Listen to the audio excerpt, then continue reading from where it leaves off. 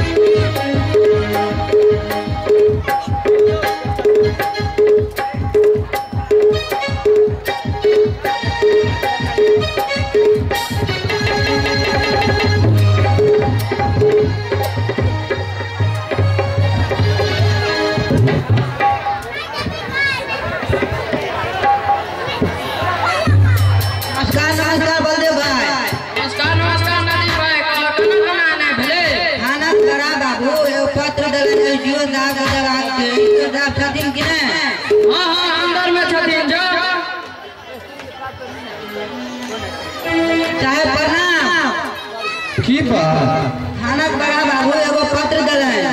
लो जाओ अब तो